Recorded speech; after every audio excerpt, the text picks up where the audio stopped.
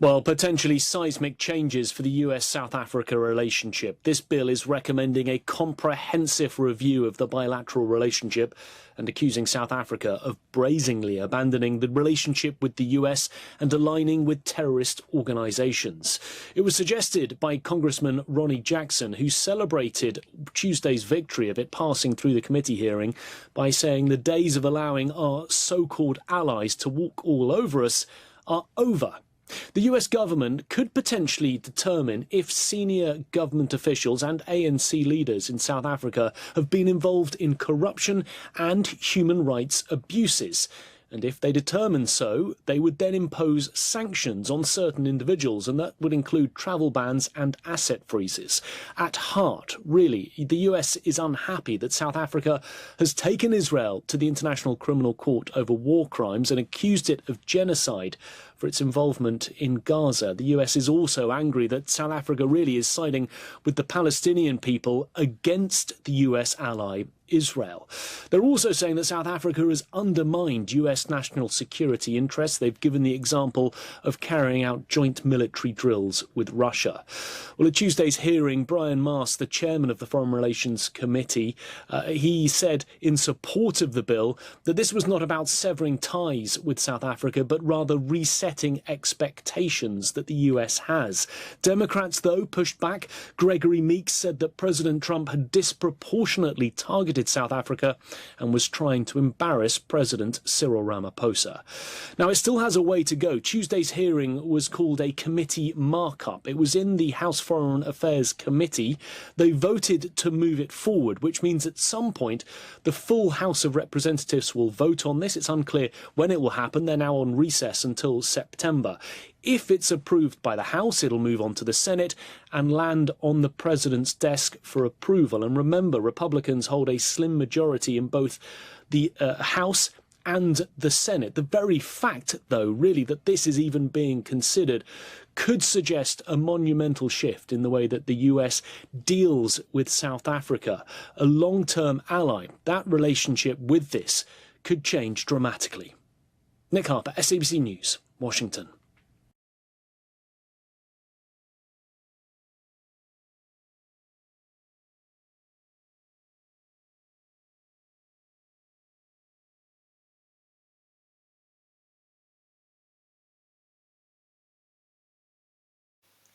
Ladies and gentlemen, the government has done it again. They've managed to make South Africa look like a place where listening is optional, arrogance is compulsory, and political survival is the only policy that matters. First, here at home, they've taken a citizen-led national dialogue, supposedly, a process meant to be run by the people, for the people, and hijacked it so it should be in the Guinness World Book of Records under fastest democratic derailment. And now they're telling the United States, our third largest trading partner, that their transformation agenda is non-negotiable, even if it means killing a trade deal in the middle of a 30% tariff war. That's right. The government is managing to alienate both its own former leaders and its most important allies abroad in the same news cycle. Impressive. Let's start with the walkout. 7 major legacy foundations representing the names and legacies of Thabo Mbeki, Stephen Bandubiko, Luthuli, Tutu Tambo de Klerk, and the Strategic Dialogue Group have all just quit the preparatory task team for the National Dialogue. Why, you ask?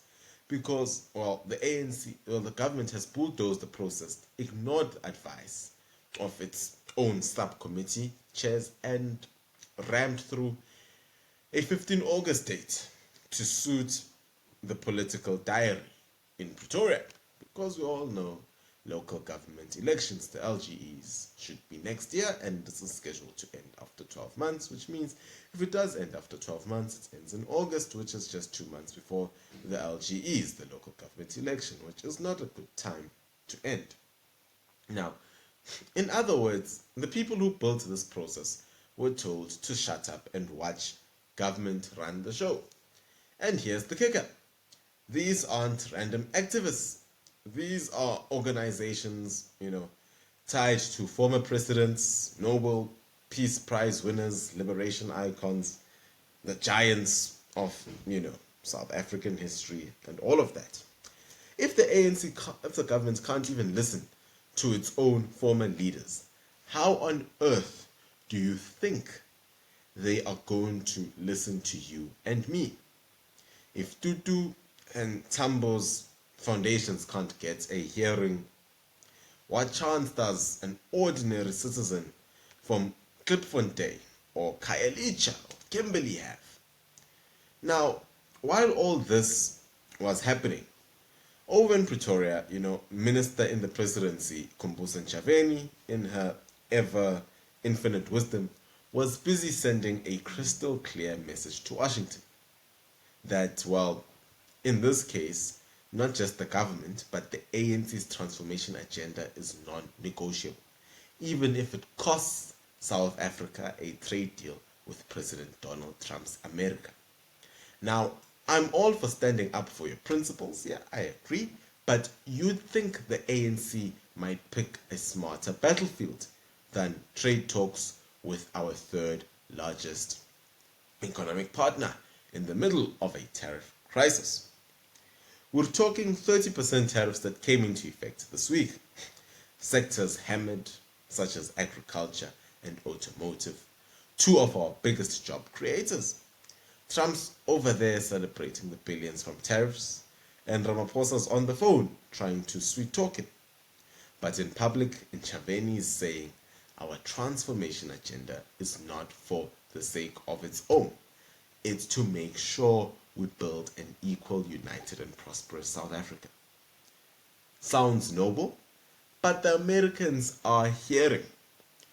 We're not changing our BEE laws or our Expropriation Act or anything else you hate.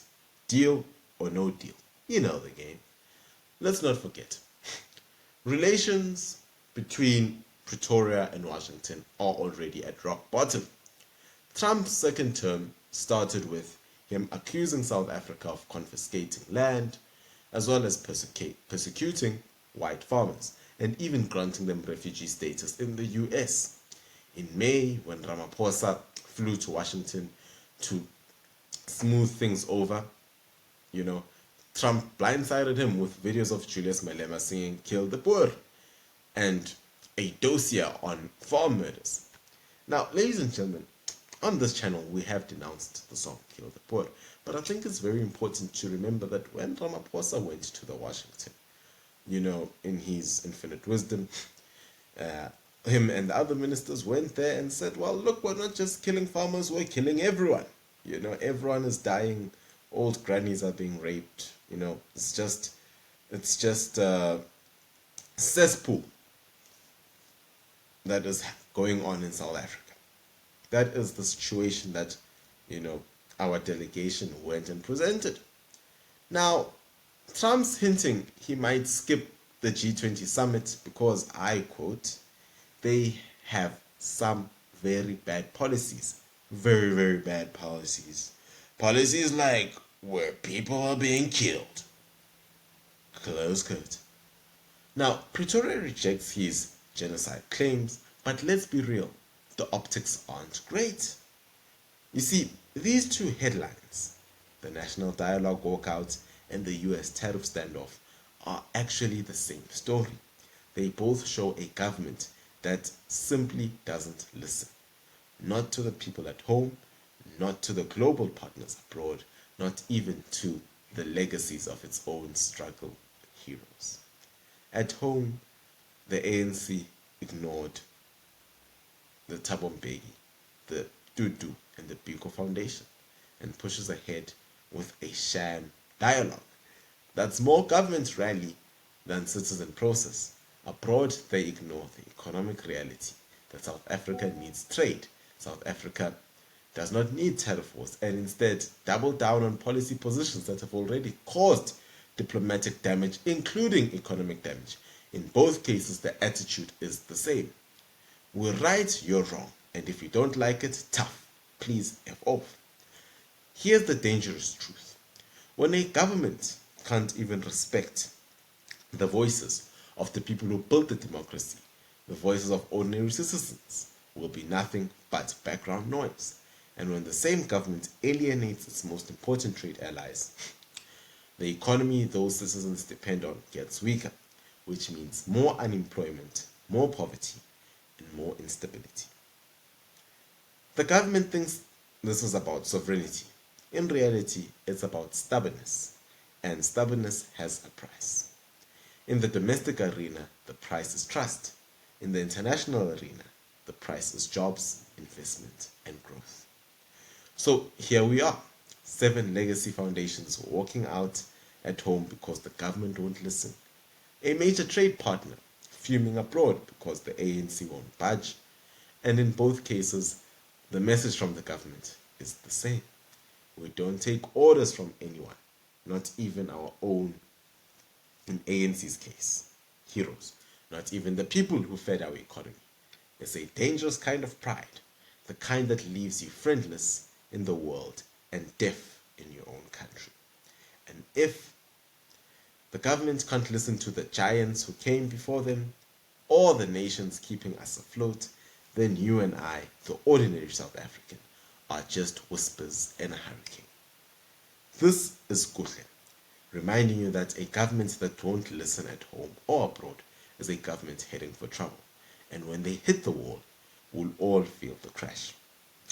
If you want, please do consider signing up for channel membership. It's as cheap as 20 Rand. As well as you can support us by like and sharing this video, as well as subscribing to the channel. This has been 10 Minutes with Kuhle, and I've been your host, Kuhle Kwetu Masego. Till next time, stay safe, stay blessed. Shabbat Shalom.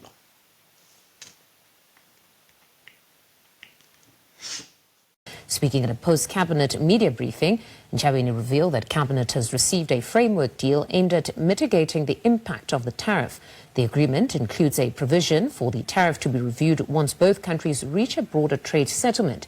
The US levy, which will come into effect at midnight, has sparked concern across South Africa's export industries, particularly agriculture and automotive manufacturing. Analysts warn that more than 30,000 jobs could be at risk if the tariff remains in place. Ntshavheni has emphasized that cabinet remains committed to protecting jobs and supporting affected industries while continuing negotiations with the US to secure a fair and sustainable trade agreement. On updates to cabinet, first is the framework deal with the United States of America. Cabinet received an update on the framework deal with the United States of America in light of the 30% tariffs against South Africa that are expected to come into effect today, the 7th of August 2025, with the provision that the tariffs will be reviewed as soon as the two countries reach a deal. Cabinet affirmed government's commitment to finding constructive and sustainable solutions through continued engagements with the United States of America, including at a presidential level. As communicated this morning through the presidency, President Ramaphosa has reached out through a phone call to President Trump yesterday morning as part of bolstering South Africa's negotiation efforts on the trade agreement. Government's efforts remain focused on growing the economy to save and create new jobs, which include intensifying diversification efforts and strengthening which include intensifying diversification efforts and strengthening our global supply chain integration as the country works to expand its export markets to Asia, Europe, the Middle East, and across the African continent to enhance our economic resilience. Specific to industries impacted by the tariff increase, and the ministers of Trade and Industry and Competition and Justice and Agriculture, will brief on the details of these measures specific to the tariffs arrangement. I think by next week, Monday they are confirming. Specific to industries impacted by the tariff increase, government is focusing on demand-side interventions in the impacted industries and targeted interventions to ensure industry stability and safeguarding employment. These interventions include the establishment of an export support desk, which will serve as a direct point of contact for affected companies.